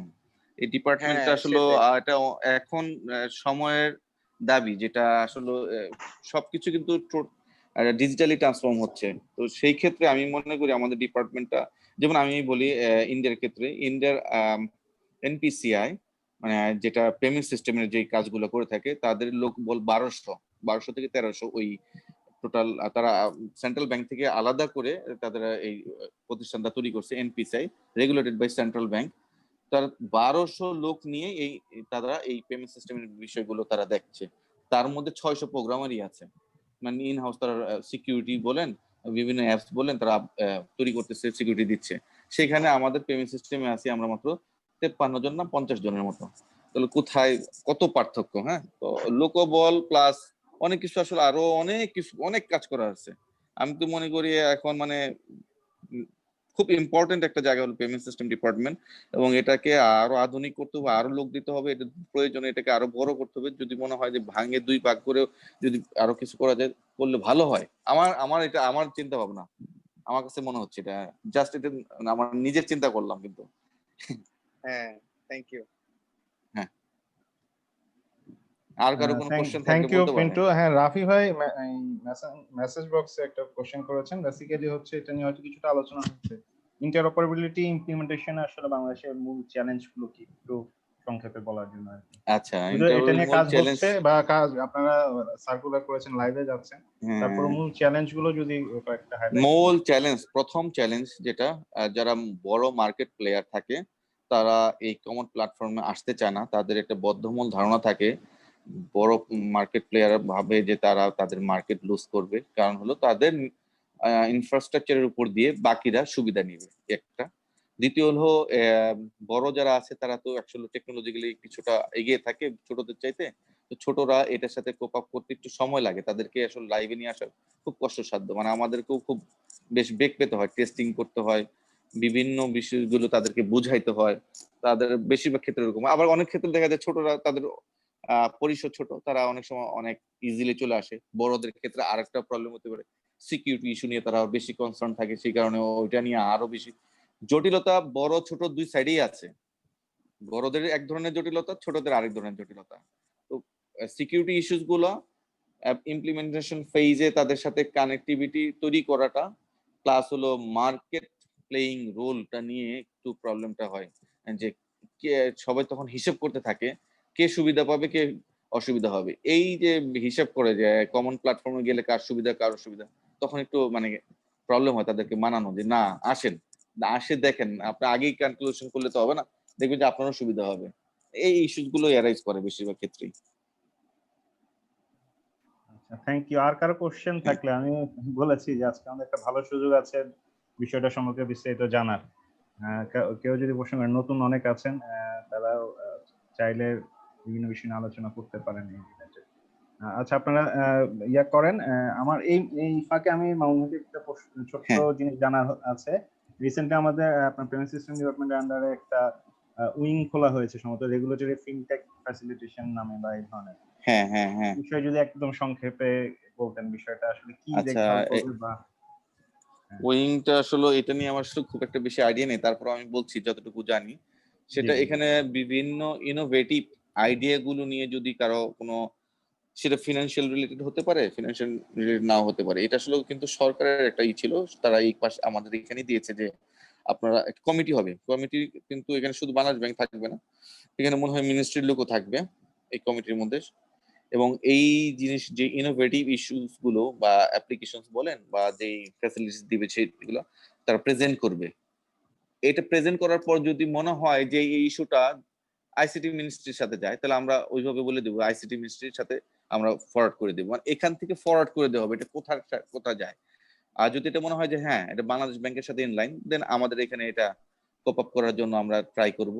তখন হয়তো ছোট পরিসরে তাদেরকে একটা সুযোগ দেওয়া হবে, তবে সবাইকে না। এখানে বুয়েটের টিচার থাকে, মানে এটা কমিটিটা খুব রিচ একটা কমিটি, সবাই মিলে মতামতের প্রেক্ষিতে বোঝা যাবে যে আসলে এটা আদৌ আসলে মার্কেটে লঞ্চ করলে ভালো হবে কি হবে না, নাকি মার্কেটে কেওয়াস তৈরি হবে, নাকি মার্কেট ভালো প্লে করতে পারবে, নাকি সে এটা তো মার্কেটে লঞ্চ করলে তার ক্ষতিগ্রস্ত হওয়ার সম্ভাবনা আছে, এত টাকা দিয়ে নামবে কিন্তু সে এটা বিজনেস করতে পারলো না। এই প্রত্যেকটা ইস্যু তারা দেখবে, কমিটি দেখার পরে কমিটি রিকমেন্ড করবে এটা আসলে এটা কোথায় যাবে। এটা যদি বাংলাদেশ ব্যাংক মানে ব্যাংকিং চ্যানেলের সাথে হয়, তাহলে ব্যাংকিং চ্যানেলের মাধ্যমে টেস্টিং ফেজে যাবে, অথবা যদি এটা আইসিটি মিনিস্ট্রির সাথে যায়, কোনো ফ্যাসিলিটিস হলো, যেমন ডাটাবেস রিলেটেড কোনো কাজ হলো, হেলথ সেক্টরের জন্য কোনো কাজ হলো, অন্য কোনো সেক্টরের জন্য কোনো কাজ হলো, তো যেই সেক্টরের সাথে যাবে আমরা ওইভাবে মানে এখান থেকে একটা ফরওয়ার্ডিং লেটার বা দিয়ে ওইখানে ফরওয়ার্ড করে দেওয়া হবে। আমি এতটুকুই জানি এই পর্যন্ত, এখনো না, মানে ঠিক আছে, থ্যাংক ইউ। বেশি না হ্যাঁ, জানি না। আমরা তো ধরেন এতটুকুও জানি না, জাস্ট দেখেছি একটা উইং হয়েছে, আসলে উইংটা হ্যাঁ, অনেকগুলো আপাতত ইনফরমেশন পেলাম। এতটুকুই হুম মানে কাজ। এখন হুম হুম। অল্প অল্প কিছু আসতেছে, এখনো খুব মানে ফুল সুইং এ যা শুরু হয়েছে কাজ তা না, তারপরেও দু একজন মনে হয় তাদের আইডিয়া নিয়ে আসতেছে, তারা তাদের আইডিয়া গুলো শেয়ার করতেছে, প্রেজেন্টেশন করতেছে, কয়েকবার প্রেজেন্টেশন করতেছে এই ফেজে। আর প্রেজেন্টেশন ফেজে যদি মনে হয় কারো কোনো সাজেশন থাকে এটা যদি এইভাবে হয় তাহলে কি হবে, সেগুলো দেখে দিচ্ছে। পরবর্তীতে তারা যদি মনে করে না এটা ঠিক আছে, আমাদের মানে যে আমরা যেই কোশ্চেন গুলো রেজ করছি সেটা তারা ঠিক নিতেও পারে, নাও নিতে পারে, সেটা তারা যদি ম্যানেজ করতে পারে কমিটিকে, না আমার যে মডেলটা এই মডেলটাই ঠিক আছে, এটা এইভাবে হলে ভালো হয়, ম্যানেজ করলে দেন যদি কমিটি ম্যানেজড হয় দেন কমিটি সাজেস্ট করবে কোথায় এটা যাবে। আর যদি ব্যাংকের মধ্যে থাকে তাহলে কমিটি সাজেস্ট করবে, আমাদের আবার লাইসেন্সিং সেকশন আছে, সেকশনের কাছে, যে হ্যাঁ এটাকে লাইসেন্স দেওয়া যেতে পারে। কমিটির আচ্ছা সাজেশনের পরে দেন লাইসেন্সের কাছে যাবে, লাইসেন্স দেন আবার এটার কাগজপত্র হাবিজাবি যা যা আছে সবকিছু আচ্ছা। দেখবে, দেন ওটা পিএসও বা পিএসপি লাইসেন্স পাবে। আর মিনিস্ট্রির সাথে গেলে মিনিস্ট্রির যে কাজগুলো আছে তাদের সাথে যেভাবে হয় ওইভাবে কাজ হয়তো করবে। এতটুকুই আমি আসলে শুনেছি বা ঠিক আছে, দেখেছি। Thank you. হ্যাঁ। সাজ্জাদ স্যার আবার হ্যান্ড রেজ করেছেন, ওনার জি। প্রশ্ন হ্যাঁ। হ্যাঁ আচ্ছা মামুন, হ্যাঁ জিএম স্যার, আমাদের GM sir K S M Rezaul Karim sir, উনি অনেকদিন বোধহয় পেমেন্ট সিস্টেম ডিএম হ্যাঁ ছিলেন। হ্যাঁ হ্যাঁ হ্যাঁ, স্যারের সাথে আমিও কাজ করেছি। হ্যাঁ। উনি একদিন গতকালকে কথায় কথায় বলছিলেন যে প্রত্যেকটা ভ্যান সার্ভিস প্রোভাইডারের জন্য আলাদা করে কিউআর কোড করা হবে। হুম ভেন্ডরের কাছে এখন যেমন একটা থাকে, আরো যেমন শুধু বিকাশেরটা থাকে। হুম আর এখন হবে কি, বিকাশেরটা থাকতে হবে, নগদেরটা আলাদা, প্রত্যেকটার জন্য আলাদা, প্রত্যেকটা এমএফএস এর জন্য আলাদা আলাদা কিউআর কোড থাকতে হবে। এখন হুম এমন একটা সিস্টেম দাঁড়া করাতে যাচ্ছেন যেটাতে একটা ইউনিক কিউআর কোড থাকবে, যেখানে হুম হুম হুম প্রত্যেকটা সার্ভিস প্রোভাইডার একটা কিউআর কোড দিয়ে হুম করতে পারবে। হুম হুম হুম এই ব্যাপারে আপনার কি কিছু না আছে, মানে হুম হুম কবে হুম। নাগাদ করা হবে বা হ্যাঁ ওই যে আমরা যেটা এটা বললাম আমরা আদৌ এই, ফিজিবল কিনা? হ্যাঁ হ্যাঁ এইটাই তো আমি বললাম যে আমাদের একটা কিউআর কোড ন্যাশনাল স্ট্যান্ডার্ড তৈরি করেছি, কিউআর কোডটার নাম দিয়েছি বাংলা কিউআর। এটা লোগোটাও আপনারা দেখবেন, আপনি এমটিবিএল এ দেখেন ওরা শুরু করেছে, তো এটা কমন কিউআর কোড হবে। হ্যাঁ স্যার যেটা বলেছেন, হ্যাঁ এটা অলরেডি আমরা করে ফেলেছি এবং অলরেডি একটা ব্যাংক মাস্টার কার্ডের সাথে তারা লঞ্চ করে ফেলেছে, কমন কিউআর স্ট্যান্ডার্ড হবে। তো যদি মার্চেন্টের অ্যাকাউন্ট অন্য ব্যাংকের সাথেও থাকে এবং যে পেমেন্ট করবে তারটা আদার ব্যাংকে থাকে, কোনো প্রবলেম নেই। যে আপনার কিউআরটা যেহেতু কমন এবং ন্যাশনাল স্পেসিফিকেশন, যে কোনো ব্যাংকের কিউআর বা যে কোনো মার্চেন্টের কিউআর যে কোনো আদার ব্যাংক এটা রিড করতে পারবে এবং পেমেন্ট করতে পারবে। সো ওই যে আপনি যেটা বললেন যে বিভিন্ন মানে নগদের একটা থাকবে, বিকাশের একটা থাকবে, ওটা থাকবে না এখন আর। এক সিঙ্গেল থাকলেই হবে। মার্চেন্ট ডিসাইড করবে কার্ডটা রাখবে, যারটা যে মার্চেন্টে কম এমডিআর দিতে পারবে সে হয়তো কার্ডটা রাখবে। মার্চেন্টের সাথে ব্যাংকের নেগোসিয়েশনের মাধ্যমে যা বা যে কোনো এমএফএস এর সাথে নেগোসিয়েশন যারটা হয়তো মার্চেন্ট পছন্দ করবে তারটা রাখবেন, তার মাধ্যমে আপনারা যে কোনো ব্যাংকেরই হন যে কোনো এমএফএস এর হন আপনারা পেমেন্ট করতে পারবেন। সেটাই আছে, এটা অলরেডি হয়ে গেছে। আচ্ছা আচ্ছা, আমি মনে করছি feasible। জি জি ঠিক আছে, থ্যাংক আমি ইউ। আমি মনে করছিলাম এটা হবে না, এটা সম্ভব না। না না না, এটা অলরেডি হয়ে গেছে, waiting for live, just wait আচ্ছা করতেছে আচ্ছা এখন। না আমরা বোধহয় খুব শীঘ্রই এটা নিয়ে যে কালকেই 1 তারিখে একটা মিটিং আছে আমাদের মনে হয়, টাস্ক ফোর্স মিটিং এ মনে হয় এটা অলরেডি গভর্নর স্যার পাস করে দিয়েছে, আচ্ছা স্পেসিফিকেশনটা পাস করে দিয়েছে। এখন লাইভের জন্য আমরা একটা ডেট আচ্ছা নিব এবং সেটা আমরা ওই করে দিব আর কি। আচ্ছা থ্যাংক আচ্ছা, you. Thank you. Thank you. আচ্ছা, আমি চাইবো আরো প্রশ্ন আসলে আসলে আমরা আরো বেশি জানতে পারবো। এটা কিন্তু একটা বারবার বলছি ভালো একটা সুযোগ। আমি এই মুহূর্তে আমার এন্ড থেকে লাস্ট কোশ্চেন, পিন্টুর যে বিটকয়েনের যে কোশ্চেনটা ছিল ওইটার সূত্র ধরে বলি। বিটকয়েনের বিষয়টা আমরা ডিএফআই এর এখন যে কোর্সটা আছে ব্লকচেইন এন্ড ক্রিপ্টোকারেন্সি সেটা করছি, এখানে বিটকয়েনটাকে আসলে যেভাবে প্রমোট করার চেষ্টা চলছে বা ইন্টারন্যাশনাল লেভেলে হয়তো যে Bill and Melinda Gates foundation বা বিল গেটস এটাকে আসলে প্রমোট করার জন্য আমার মনে হয় অনেক চেষ্টা করছে। তো সেদিক ওইটা অতটা আমি এতে যাব না, মানে ডিটেইলে যাব না। কিন্তু চায়নাতে যেটা আসলে হচ্ছে, চায়নার নিজস্ব ক্রিপ্টোকারেন্সি তৈরি, ডিজিটাল ইউয়ান। আসলে এই আচ্ছা। ধরনের ওইটার ফিজিবিলিটি আসলে কেমন, ওগুলোকে আমরা আসলে দেখছি যে নিজস্ব ক্রিপ্টোকারেন্সি অর্থাৎ এই বিটকয়েনে যেটা ডিসেন্ট্রালাইজ সিস্টেম, চায়নাটা সম্ভবত সেন্ট্রালাইজ সিস্টেমে হবে, অর্থাৎ এটাতে আসলে হয়তো আরো সুপারভিশনটা আমরা ওই বিটকয়েনে যেরকম একটা ইয়া থাকে, মানে একটা আশঙ্কা থাকে যেটাকে হয়তো ওইভাবে ইয়া করা যায় না, মনিটর করা যায় না।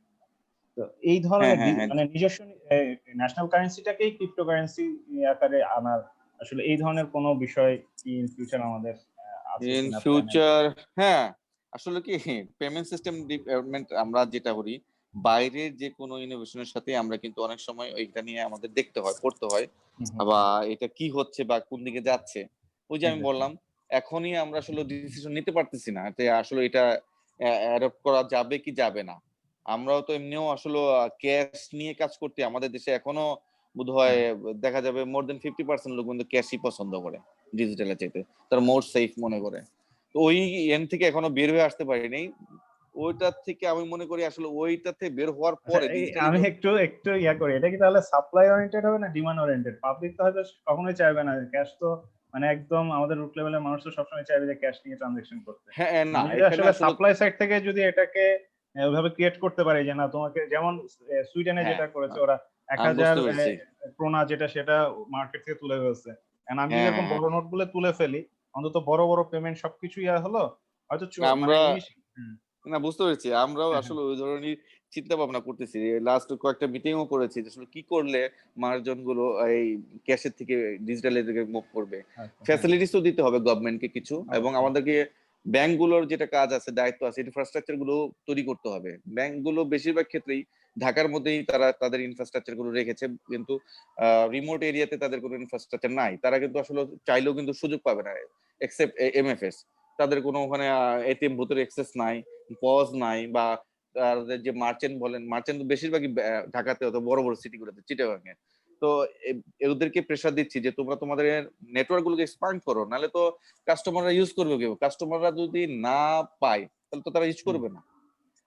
আমি গেলাম একটা, আমার কাছে হয়তো আমার এমএফএস অ্যাকাউন্ট আছে, আমি ওই মার্চেন্টে গেলাম, আমি পেমেন্ট করতে চাচ্ছি, মার্চেন্ট বলবো না আমার কাছে তো এরকম কিছু নাই, হ্যাঁ পাচ্ছি না। তো ওই ইনফ্রাস্ট্রাকচার ডেভেলপ করার জন্য আমাদেরকে আসলে বেশ প্রেসার দিতে হচ্ছে, শুধু হয় না। এটা আসলে ডিফিকাল্ট বলতে কি, ব্যাংকও দেখে তার প্রফিটটা কোথায়। সে বলে যে আমি গ্রামে একটা এটিএম বুথ দিলাম, ওখান থেকে কত টাকায় বা তুলবে, আমার তো এটার একটা এক্সপেন্স আছে, হিউজ এক্সপেন্স, ইনভেস্টমেন্ট বেশ। তো সব মিলে আসলে কি চেষ্টা চলতেছে আর কি। না চেষ্টা চলছে। এটিএমটা এখন আপনারা যেভাবে চিন্তা করতেছেন এভাবে হলে আমার মনে হয়, কারণ এখন মানে ইউজুয়ালি আমরা এটিএম যেটা দেখি সেটা তো আসলে ক্যাশটা থাকতেছে, কিন্তু আপনি যদি ওই এটিএম এর থ্রুতে আবার ফান্ড ট্রান্সফারের বিষয়টা রাখেন, হুম অর্থাৎ হুম হুম এটিএম এ যাব আমি, ওখানে গিয়ে আমি ফান্ড হ্যাঁ ট্রান্সফার করে দিলাম। হ্যাঁ হ্যাঁ হ্যাঁ তাহলে হ্যাঁ তাহলে হয়তো এটা ঠিক আছে, মানে ক্যাশলেস এর দিকে আগানোর একটা হ্যাঁ ক্যাশলেস ইয়ে হয়। না ঠিক আছে। কিন্তু যেটা বলতে জাস্ট চাচ্ছে যে এটিএম হ্যাঁ যে করলাম আবার টাকাই তুলে না ফেললাম, তাহলে তো ক্যাশটা না থেকেই না না যাচ্ছে। হ্যাঁ, হ্যাঁ, না ও হ্যাঁ হ্যাঁ, বুঝতে পারছি, মানে ক্যাশ হাতে দেওয়া, হ্যাঁ ওইটাও হ্যাঁ, ডিসকাস করতে হবে। তারপরেও ইউজ টু হোক মানুষ, আসলে কার্ডই হ্যাঁ। তো অনেক ইউজ করে না না, ইউজ টু আমরা হোক। অনেক আগে, আমার মনে হয় আমরা অনেক আগাইছি আমাদের দেশের মানে মানুষের পারসেপশন বা যত কিছু সোশিও ইকোনমিক হিসাব নিকাশ যাই বলি না কেন, সেই হুম এন্ড থেকে দেখলে আমরা কিন্তু অনেক আগাইছি আসলে। আপনারা অনেক ভালো কাজ করতেছেন, এটা আজকে কিছুটা হলেও আমরা মনে হয় বা পার্টিসিপেন্ট যারা আছেন জানতেছেন যে আসলে কি কাজ চলতেছে। হয়তো আমরা এখানে বসে কিছু দেখতেছি, যে এটা ব্যাকগ্রাউন্ডে আসলে যে কত কাজ হচ্ছে বা এগুলো নিয়ে কত হ্যাঁ স্ক্রিনিং করতে হচ্ছে, কত হ্যাঁ ইভালুয়েশন করতে এই হচ্ছে, বিষয়ে এগুলো তো একটু আমরা জানি একটু না। বলে রাখি। একটা হ্যাঁ, বিষয় যেটা হলো যে এটিএম এর ক্ষেত্রে আমরা কিন্তু একটা সার্কুলার কি বোধহয় দেখেছি, সার্কুলার নাকি গাইডলাইন দেওয়া আছে হোয়াইট লেভেল এটিএম স্থাপনের বিষয়ে। আমরা কিন্তু লাইসেন্সের জন্যই করেছি। হোয়াইট লেভেল এটিএমটা কি আচ্ছা, হবে, থার্ড পার্টি একজন কোম্পানি সে তার এটিএম গুলো তারা স্থাপন করবে। কোনো একটা ব্যাংক চাইলে তার সাথে হ্যান্ডশেক করে তার ব্যাংকের কার্ড গুলো ওই এটিএম এর মাধ্যমে সে অনার করবে কাস্টমার। ওই তো দেশের বাইরে কিন্তু বেশ হোয়াইট লেভেল এটিএম বুথ বলো বা পজ বলো, এগুলো কিন্তু তাদের বেশ জনপ্রিয়। ব্যাংকই যে সবসময় এটিএম বুথ বসাতে হবে তার কোনো, এটা কোনো কথা না। এটা আর একটা কোম্পানি, তারা শুধু এটিএম বুথ এবং পজের নেটওয়ার্ক এক্সপান্ড করবে, ব্যাংক তার সাথে হ্যান্ডশেক করে তার কাস্টমারকে সার্ভিস দিতে পারে। এটা কিন্তু খুব সম্ভবত তুমি গাইডলাইনটা পাবা, ইসে দেওয়া আছে বোধহয়, আমাদের সার্কুলার বা ইসে দেওয়া আছে। হ্যাঁ পার্টি লেভেল, এটাও কিন্তু বেশ একটা ভালো কাজ, এবং অনেকগুলো কোম্পানি আসতেছে তারা বলতেছে যে হ্যাঁ তারা, এবং আমাদের এই টার্গেট থাকবে এই পজ বলো বা এটিএম বলো এগুলা ঢাকার বাইরে। আমরা বলছি যে ঢাকায় যদি আমরা কন্ডিশন দিয়ে দেবো, ঢাকায় একটা দিলেও ঢাকার বাইরে দুটো দিতে পারবো, এইরকম একটা কন্ডিশন হয়তো তখন বলবো। কিন্তু আমরা এই হোয়াইট লেভেল এটিএম বুথ স্থাপনের ক্ষেত্রে যে terms and conditions, rules regulation গাইডলাইনটা আমরা দিয়ে রেখেছি আপাতত। কয়েকটা কোম্পানি বোধহয় অলরেডি নক করেছে, তারা চায়, তারা ইচ্ছুক, তারা এটিএম বুথ স্থাপন করবে। এইটাও কিন্তু একটা বেশ ভালো কাজ। হ্যালো ইয়ার মোহাম্মদ, বলো কোনো কোশ্চেন থাকলে বলো। হ্যালো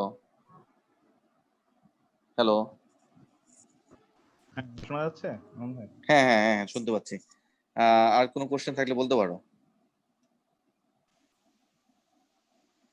হুম পর্যন্ত আরো কার যদি কোনো প্রশ্ন না থাকে আমরা শেষ করতে পারি। আসলে খুব ভালো একটা ডিসকাশন হয়েছে, আমরা সবাই কম বেশি না, আমি মনে করি অনেক বেশি জানতে পেরেছি। আসলে আজকে যা জেনেছি তার থেকে অনেক কমই জানতাম। তো আর যদি কারো প্রশ্ন থাকে আমরা হয়তো আরো 2-1 মিনিট, যদি প্রশ্ন থাকে আমরা হয়তো ডিসকাশনটা এগিয়ে নিয়ে যেতে পারি।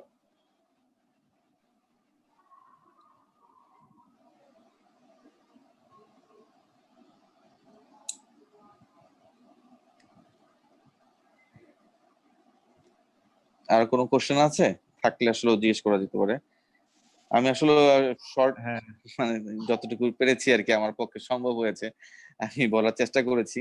তারপরে যদি কেউ কোনো না না কিছু না বুঝে না থাকে আমাকে হয়তো পার্সোনালি নক করলেও আমি হয়তো তাদেরকে তাদের সাথে ডিসকাস করতে পারবো, প্রবলেম নেই। যে কোনো সময় আমার ডেস্কের ফোনও ফোন করতে পারে অথবা আমার মোবাইল ফোনও ফোন করতে পারবে, প্রবলেম নেই।